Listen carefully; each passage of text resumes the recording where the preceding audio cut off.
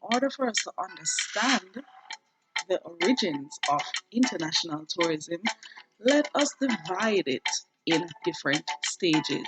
We're going to look at the ancient Roman Empire, the Middle Ages, the Renaissance, the Industrial Revolution, as well as the 19th and 20th century. Let us begin with the ancient Roman Empire. We must note that the early beginnings of travel started with the Sumerians, the Persians, as well as the Egyptians. Now, the Romans were known for the incredible road network which extended from northern England all the way to southern Egypt. They created elaborate stone-paved road networks which were reliable and sturdy. Now, who are the type of people who traveled during this period? Well, the social elites, the upper class, and those who belong to the most important circles in Rome. They usually traveled during the hot summers or the springtime, where they could experience some level of pleasure and relaxation. They normally went to vacation at seaside villas, where they could unwind and relax from city life. What are the reasons why they travel to these areas such as Sicily, Greece, Troy, and Egypt? Well, to them, it was a way to escape. They liked the idea of it being a quiet place and the fact that it was relaxing to them. For them, Egypt was an exotic paradise. They enjoyed sailing the Nile, they enjoyed going to visit temples, as well as to study literature.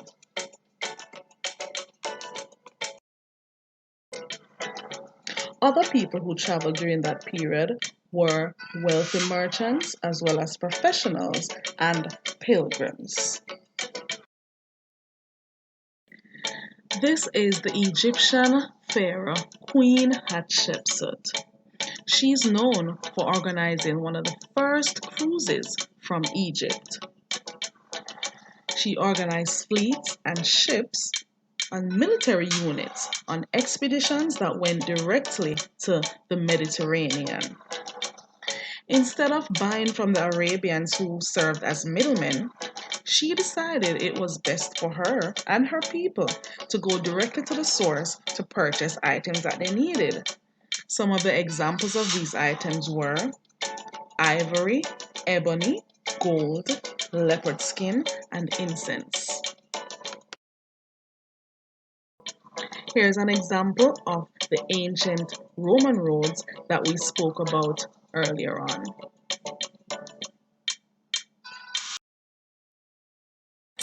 Here is an idea of what the typical wealthy Romans would look or dress like. And here are the areas that they would visit. We refer to them as the 7 wonders of the world. Romans also enjoyed traveling to watch the Olympics in Greece. Does this look familiar? Do you watch the Olympics? Here's an example of some of the activities that were held at the Olympics. Now let's quickly recap some of the main purposes of travel during this period was for trading, to experience other cultures, to watch sporting events, as well as for religious reasons. The Dark Ages, or as we call them, the Middle Ages. During this period, we found that there was a growth in travel for religious reasons, and people traveled mainly to holy places. There were a lot of pilgrimages to the Holy Land, where the Muslims would go to Mecca and the Christians to Jerusalem and Rome.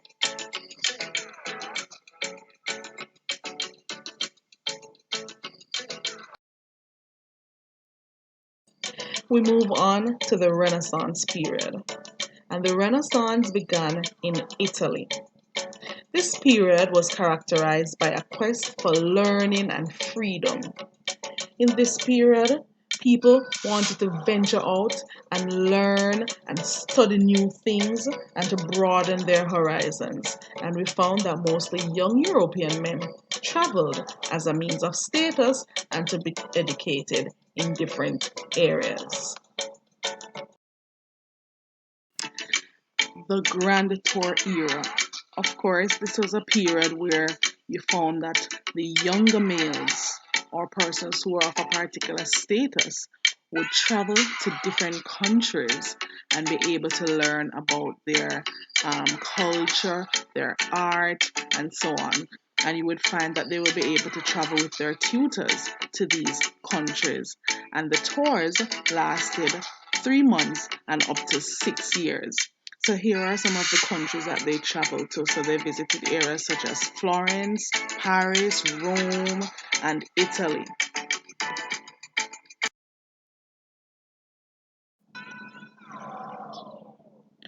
Now we're looking at an example of the Grand Tour. If you notice here, there's a young man who is learning about the culture of different people, as well as you can see his tutor is there by his side to assist him if needs be.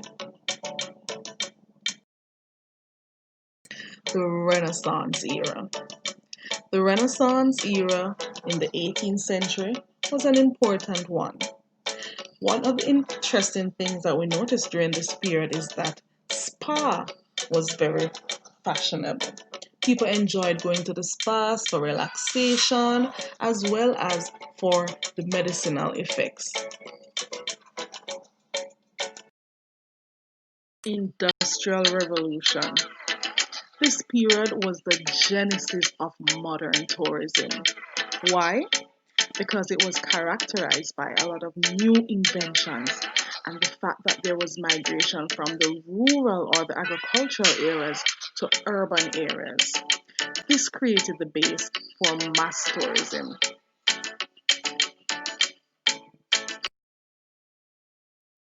Here's an example of advancements in transportation during this period, which will help persons to be able to travel to different countries as a means of escape.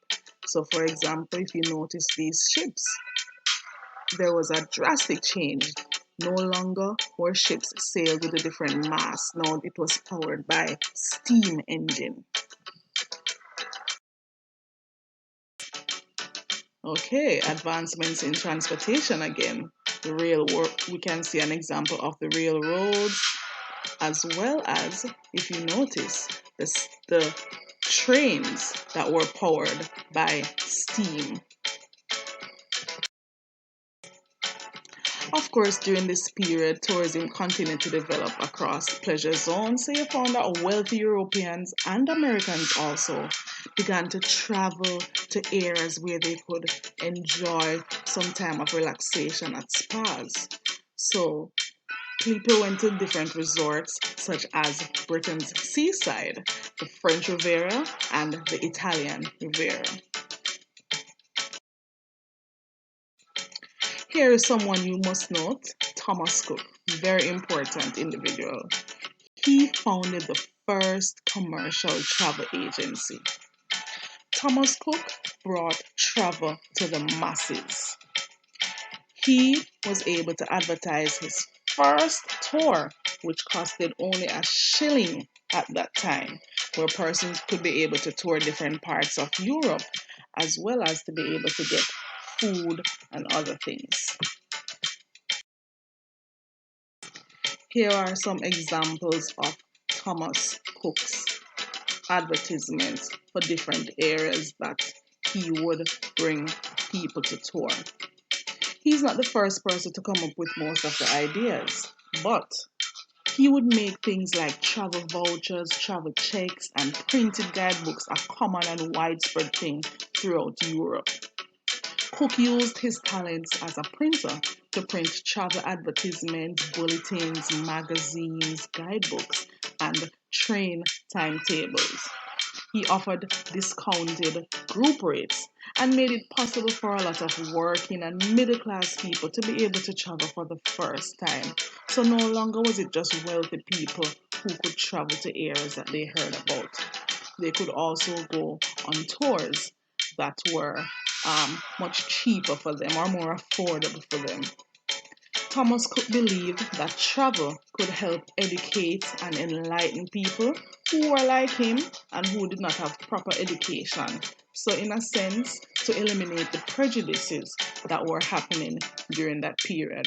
And he was giving people an alternative to go to other places instead of going to pubs to drink and to go to gamble halls and, you know, find other ways to entertain themselves.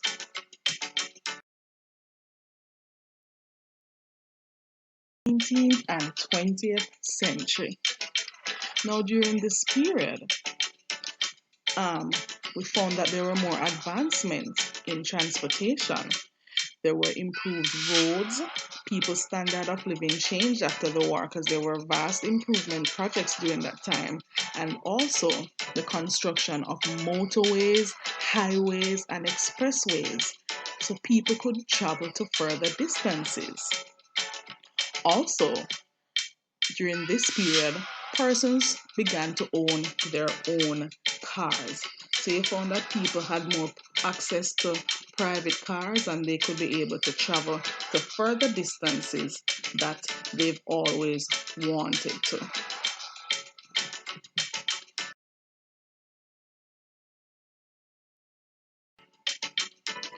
Of course, please remember the 1960s is an important period as for when we speak about the emergence of tourism in any area. When we speak about that in the Caribbean also, as well as Europe, because during this time, mass tourism began in England and it dramatically changed after the Second World War.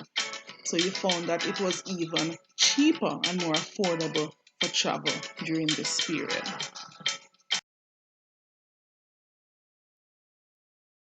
The distinguishing feature of mass tourism was the north to south movement, where you found that persons who lived in the cooler climates would want to visit areas in the southern hemisphere.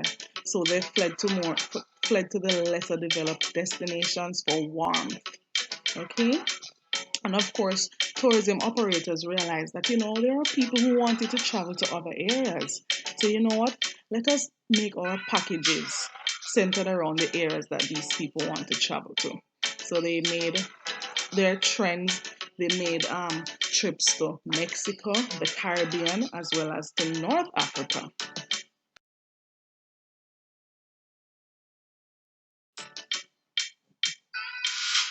The allure to the sun in the 1960s from the cool and variable climates of Northern Europe and Northern Africa encouraged the emergence of package stores.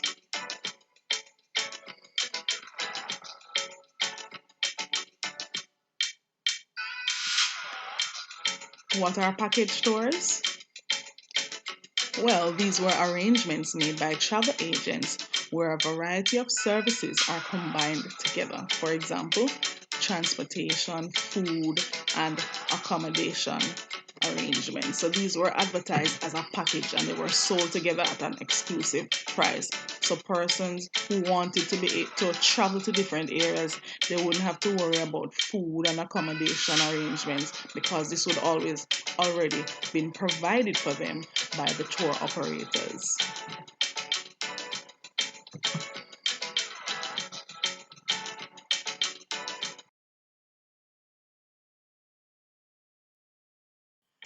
Also, during this period, people were getting paid vacation. For example, in the United States, they had up to 2 weeks compared to Europe, where persons got up to 4 weeks of paid vacation. The economic policies in some countries played an important role for the conversion process of the tourism industry. Trade unions forced government for more flexible working hours, and by the year 1939, many European countries agreed on salaried holidays, So employees could be able to relax and unwind and be able to vacation to other countries.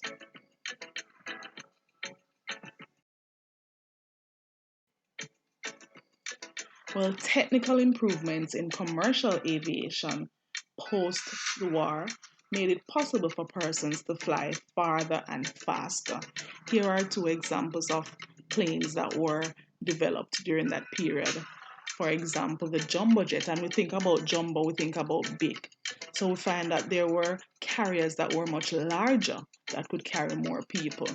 The Boeing 747 and the DC-10 were developed in the late 1960s, which could fly further distances and as well as carry more passengers. Now, a quick recap. What were the things that encouraged tourism during that period? The greater prosperity of the population at large, paid salaried holidays, and new use of excess airplanes, which was after the war, so the planes were now used for different purposes. There were technical improvements in aircraft production, so people could travel further and faster. There was access to better education, as well as the tour operators were offering better packages. Another important thing during this period was the spread of television. So people could stay in their homes and be able to get visuals, images of the rest of the world. So that was also appealing to them and enticed them to want to travel to those areas.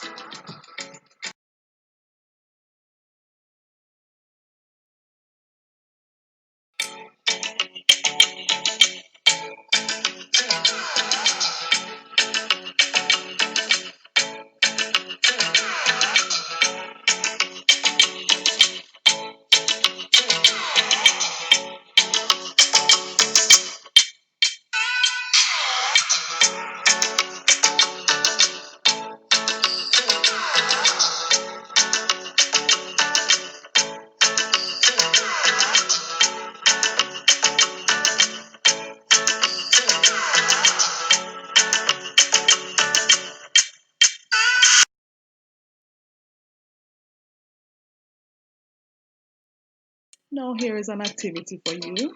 I'm hoping you are following the lesson so far and you're able to answer all questions here. Good luck.